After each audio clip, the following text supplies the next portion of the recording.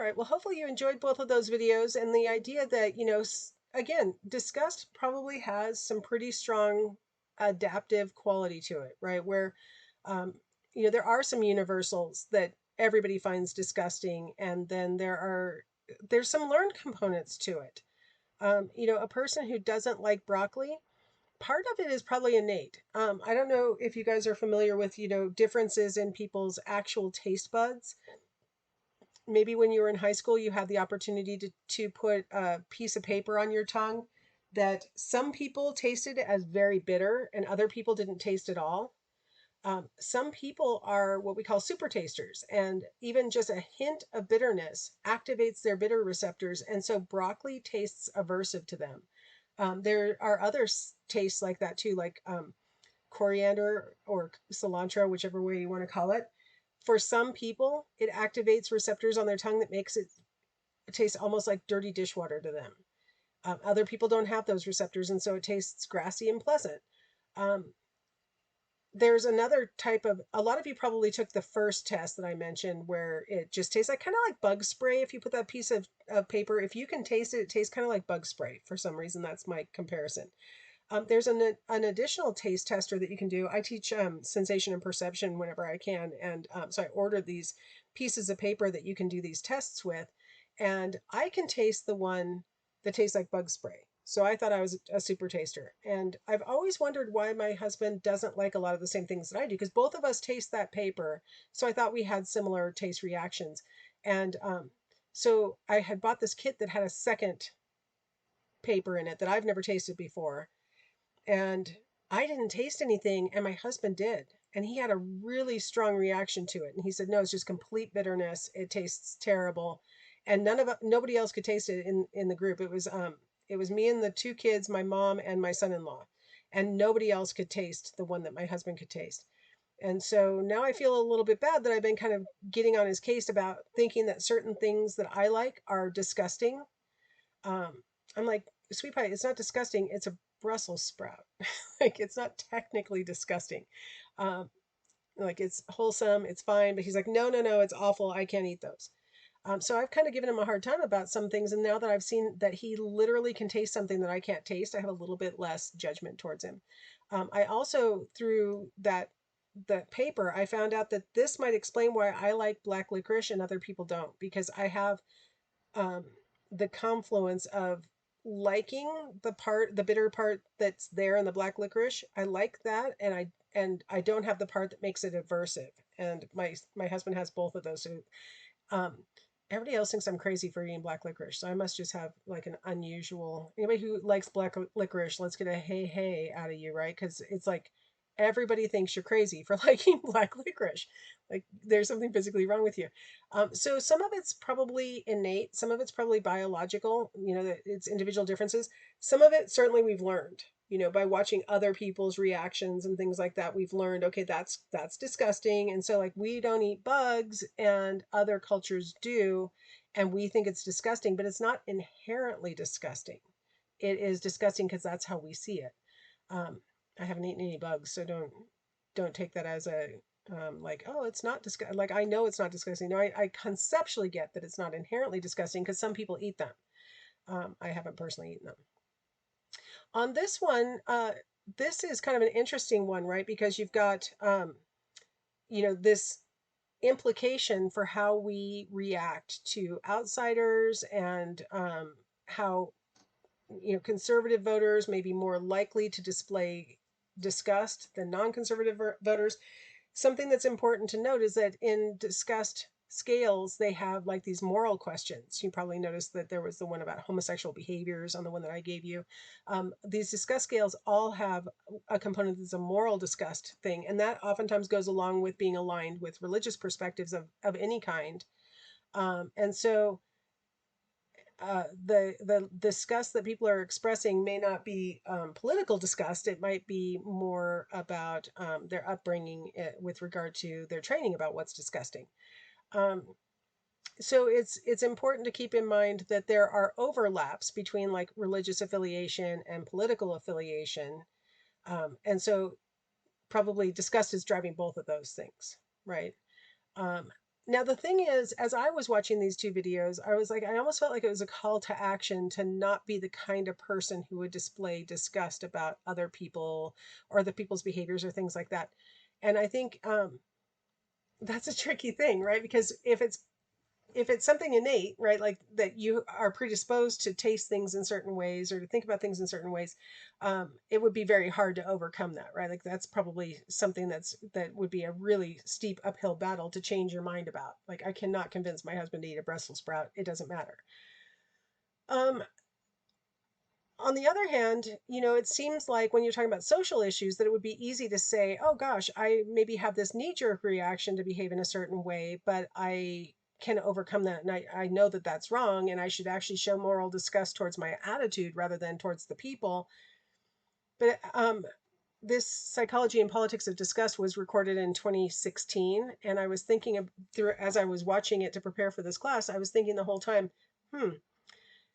this sounds a lot like attitudes that we have about transmission of COVID, right? And how we've got an in group and an out group. And what have we done? We've demonized and made disgusting people who won't behave in ways that we want them to so that we can feel better and less likely to catch a pathogen, right? Like everybody else needs to be wearing masks so I won't catch COVID was like the early 2020 kind of reaction.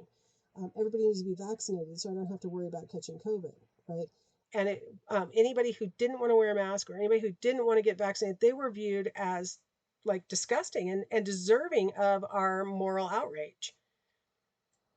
So thinking about this video through the lens of current events, it I think is really I don't know if you could tie it to political orientation in the direction that the speaker was tying it, right? Like I think when you're under threat, when it's like completely salient and you're completely aware of it, your emotions take over and you can't think clearly and cognitively. You're thinking through the lens of your emotions. And so that disgust comes up.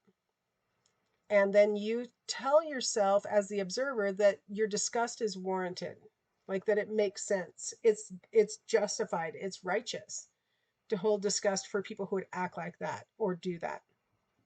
I'm going to give you one more example, and that is from the 1980s when HIV first got identified. Even before it was identified as being caused by HIV, it was called, they hadn't even started calling it AIDS yet. They were calling it GRID, and it was short for gay related immunodeficiency disease. And it was viewed as something that only could be contracted by gay men explicitly, like only could be, and the belief at that time was that it was exclusively transmitted through anal sex, and that like just the act of having anal sex could cause it. Like there are people who honestly believe that. And you know how science is. Now you've had this great experience with the pandemic, and you see as scientists are trying to figure stuff out, you get fits and starts of information about what might really be going on and what we should conclude about it. It was scientists who initially said it's a gay related disease. And that caused people to feel entitled to behave in a disgusted way towards gay men. And so there was a lot of stigma surrounding anybody who had HIV, even once it was discovered that it was a virus, and even after it was discovered that it was bloodborne is the easiest way to transmit it, and then it has, that yes, anal sex is a way to contract it, and that of the sexual behaviors, it's the most likely way to contract it, much more likely to contract through needle sharing and non-sexual related things. Um, Even though we started to know those things, there was still this giant stigma, and people felt entitled to behave in a disgusted way towards people who were in a particular group because that group does things that would cause this pathogen. So in my adult life, I've seen a couple of different situations where people felt completely justified in treating an entire group as others, and those others deserved to be treated as disgusting. So it's I think it's really super relevant, and I think it's important not to say as you watch the Psychology and Politics of Disgust video think, oh yeah, see, conservatives do that and liberals would never do that, because that's not true. That's not how, it's not clear cut. In 2016, when everything was benign and we didn't have a pandemic going on, there probably was a political orientation difference. Today, I'm not entirely sure that you would get the same results. So that's my little thing on that. All right, now I thought it would be interesting to wrap up by talking a little bit about this, something you might have noticed as we've gone through anger, contempt, disgust. They're kind of hard to tell apart. In fact, they oftentimes get blended together. And I found this study where they actually, um, using the same protocol that Ekman does, where they're actually measuring the different muscle movements and so on. They call them AUs, action units. I think Ekman calls them that too. Um, they were able to distinguish this new facial expression called the not expression.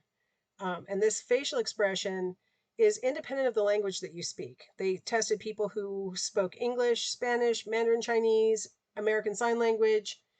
All of them, when they were saying something like, I'm not going to, or I don't want to, or something like that, their face would make this same not expression, which is a combination of a contempt in the mouth, right? You've got the furrowing of the brows in the middle from anger. You've got, you know, the thinning of the lips that's typical of anger. You've got, the chin is sort of that bubbly, what's it called, lumpy kind of chin thing that you get in disgust. So you see these components all coming together in this not face. And I thought, you know what, who does faces better than ASL signers? So I'm going to do this. This video doesn't have any sound on it, so I'm not going to change over to their sound. And I'm going to go ahead and pop over a little bit. Look at her nose. Oh, and then she even stuck her tongue out. Right? So you see some disgust. You see a little bit of, a little, I don't know, would you even say a little bit irritated where the eyebrows are coming together? In ASL, they do a lot of facial expression. And one of the things that they noticed in this study was that in ASL, sometimes they wouldn't even bother doing the don't want sign. They would just do the face because they use facial expression as context quite a bit in ASL. So the big picture across this whole conversation that we've had, surprise and fear have similar expressions and similar experience. And so we lump those together, and it's really hard to distinguish them until you can kind of like give it enough time to see how it pans out, right? Like if that facial expression continues, it's probably more likely to be fear than it is to be surprise, because surprise so easily converts over to something else. With disgust and contempt, we have very similar expressions that we might see in disgust and contempt. It's clearly that the person is not pleased. There are similar expressions of those things. They can be related to anger, right? And a person who's angry might show disgust towards the person that they're dealing with, or they might show contempt towards the person that they're dealing with.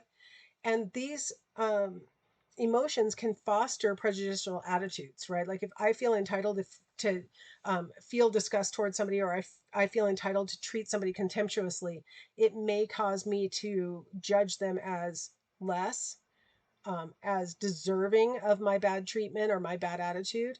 And so that can foster some of these negative interpersonal things. And, honestly, a person who's being treated contemptuously can see that on the person's face. Somebody who is being regarded as disgusting can see that on the other person's face. And so they may internalize that prejudicial attitude too. And even if the person making the face goes, oh, no, what are you talking about? I don't feel disgust towards you. The person saw the face and they know you think I'm disgusting, or you think what I just did is disgusting, or whatever, or you think I'm worthy of your contempt. And the person who made the face might deny it, but the truth is the face expressed it. And so these are things that can cause difficulties between people, especially in relationships, right? But even, in casual encounters, we can have these facial expressions that can convey something that we didn't necessarily mean to convey, but the person heard it through our face and they go, oh, that person thinks I'm disgusting, or that person thinks I'm beneath them, or whatever. And so, these are important emotions for a lot of like big interpersonal, sort of cooperation and stuff like that. So hopefully you enjoyed this elaborate, I tried to bring together a lot of things that hopefully would make it all tie together. And you could kind of see the big pattern. There's just so much I could say, and I feel like I said enough. So I will see you. I think we're finally moving on to happiness in the next section. So yay, we're finally going to get there. So I'll see you there next.